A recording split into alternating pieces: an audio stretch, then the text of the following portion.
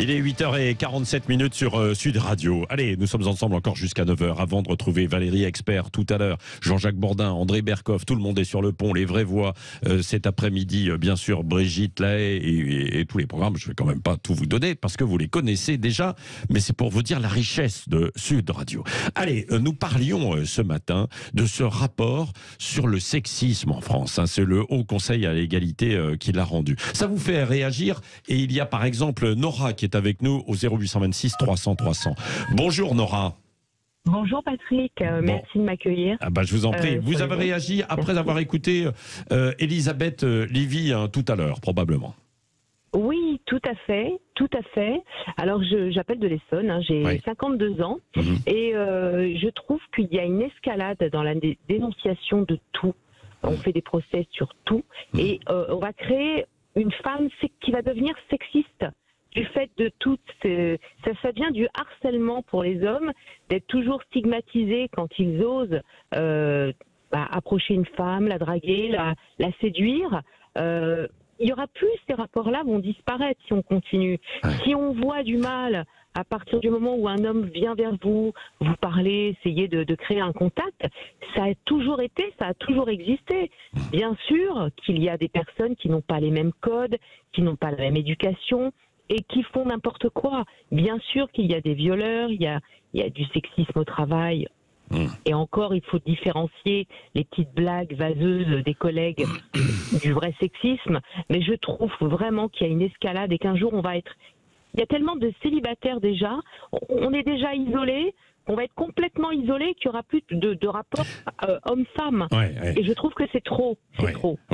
Lydia Guérousse, sur ce que dit Nora à l'instant, on va trop loin, mais en même temps, il faut reconnaître aussi qu'il y a eu beaucoup d'abus par le passé, qu'il y en a encore, probablement, de la part des hommes. Oui, il y a un mouvement de correction. Nora a la raison. Il y a des éléments et des choses qui sont inacceptables, inadmissibles, contre lesquels il faut se battre, comme le sexisme qui génère des discriminations et donc une inégalité notamment dans le domaine du travail. Et puis après, il y a d'autres choses qui sont, je pense... gérable pour une femme, parce qu'une femme n'est pas une petite chose fragile et inoffensive qui ne saurait pas répondre à une remarque mal placée ou dire non à un homme qui est trop insistant dans la rue. Et c'est vrai qu'après, ça peut chambouler les rapports hommes-femmes, ça peut chambouler aussi la manière de se rencontrer, de se séduire. Tout ne passe pas par des applications et puis des clics sur des sites de rencontres. Il faut aussi laisser la vie faire les choses. Et comment rencontrer si on ne répond pas à un compliment, si on n'entame pas une discussion, ça peut être très difficile.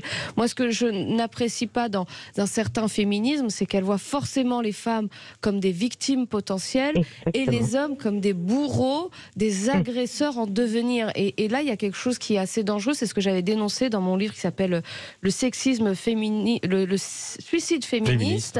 Et qui avait été assez mal accueilli par les médias à l'époque, voire même boycotté, parce qu'il avait dénoncé avant l'heure les dérives de ce néo-féminisme qui fait dans la victimologie un regard exclusivement victimaire sur les femmes. Et nous ne sommes pas que des victimes et nous ne serons pas que des victimes.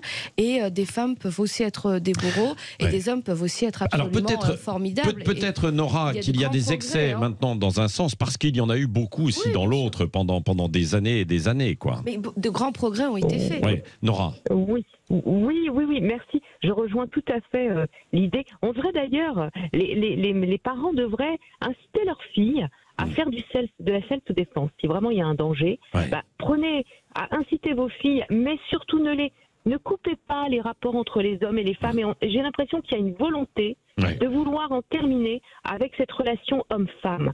J'ai l'impression qu'on arrive à la fin d'un monde et qu'on incite à dissocier et à isoler les individus. Ne tombons pas dans le piège. Moi, je suis une femme qui respecte les femmes. J'ai une fille moi-même. Je ne voudrais pas qu'on lui manque de respect, mais il faut savoir faire la part des choses et revenir à des rapports un peu plus humains et à se dire un homme est un homme, une femme est une femme. Et il y a des hommes, il y a des femmes aussi qui font du harcèlement et qui draguent des hommes avec beaucoup de, de façon très cavalière aussi. Donc alors qu'est-ce qu'on fait ? On va se faire des procès les uns les autres tout le temps. Il faut savoir dissocier ce qui est bien et ce qui est mal. et faire la part des choses, pas tomber dans l'extrême. C'est un extrémisme. Il ne faudrait pas arriver à une société à l'américaine où certains hommes n'osent même plus rentrer dans un ascenseur où il y aurait une femme sans qu'il y ait une troisième personne. Et puis ça m'a rappelé, quand Nora l'a évoqué, Alice Coffin, qui avait indiqué dans un média qu'en fait le couple lesbien était le meilleur des couples parce que ça préservait des violences conjugales. Parce que forcément avoir un mari, c'était être exposé à des violences conjugales. Là aussi, on voit qu'il y a quand même une dérive qui est assez importante. Et il faudrait simplement plus d'éducation et éduquer les filles aussi, avoir du répondant et à ne pas se laisser impressionner. Je veux dire, on peut tout à fait déstabiliser un homme qui essaye de vous déstabiliser. Moi, je l'ai vécu en politique. Dans la politique, on envoie balader, basta. Merci Nora pour votre réflexion. Autre sujet, parce que le temps file beaucoup, c'est la CGT qui menace donc de baisser les factures des boulangers, parce que c'est pour protester contre la réforme des retraites. Elle envisage un certain nombre d'actions. Éric Revel, qu'est-ce que vous pensez de cette initiative? C'est la CGT Énergie du côté de Marseille. Marseille, c'est bien joué. Est-ce que c'est de la communication de la CGT? Lydia rappelait tout à l'heure dans son édito que c'était totalement illégal, parce qu'évidemment, vous ne pouvez pas vendre un produit qui ne vous appartient pas, c'est-à-dire vendre de l'électricité quand vous êtes syndicat CGT, vous ne pouvez pas le vendre au prix que vous voulez, ou alors il y a de l'abus de bien social, si vous voulez. Si vous le vendez plus cher ou moins cher, il y a un sujet. Donc en tout cas, on en parle, donc c'est de la com. Maintenant, il n'en demeure pas moins, évidemment, que les boulangers qui ont manifesté hier, Patrick, ils ont un problème colossal. Mais je vois pas, enfin moi c'est ma grande inquiétude, je vois pas comment on s'en tire sur cette histoire de facture énergétique pour les artisans. Parce que si le gouvernement lâche pour les boulangers, il lâche pour tout le monde, et ce serait bien, voilà. Tout le monde a demandé, enfin, toutes les petites entreprises notamment. Bon voilà, après, on voit bien qu'il y a des boulangeries, et c'est ça qui est incroyable, ils sont en train de faire faillite.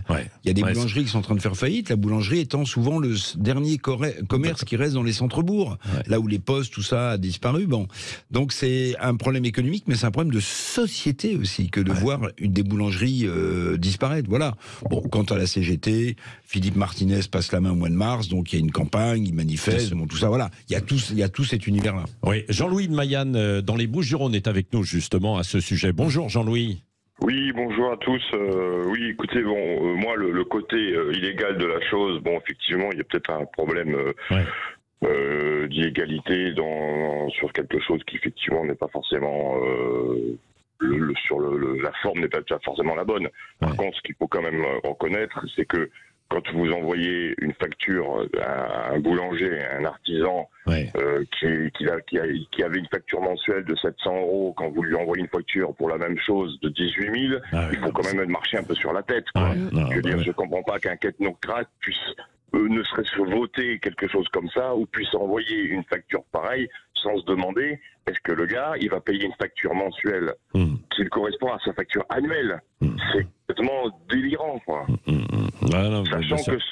Sachant que cette crise soi-disant énergétique a été quand même bien orchestrée et bien fabriquée par des gens qui sont totalement incapables et qui bradent l'énergie française. Donc c'est un truc qui est complètement fou, quoi. Je ne sais pas si elle a été fabriquée, mais en tout cas elle a existé, elle s'est développée et ils ont pu s'en rendre compte. Ils savaient le marché qui existait, quoi. Non mais je partage le point, mais c'est très bien que les entreprises...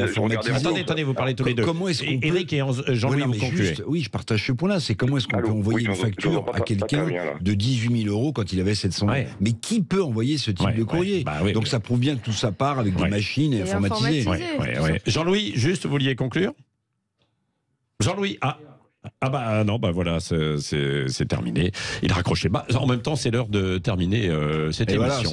C'est ça, il est 8h57. Dans un instant, c'est Valérie Expert. Merci à vous de nous avoir appelés, très nombreux. 0826 300 300. L'antenne vous est ouverte tout au long de la journée. Vous le savez, sur Sud Radio, autour des débats. Valérie, Jean-Jacques Bourdin, André Berkoff, jusqu'à la mi-journée.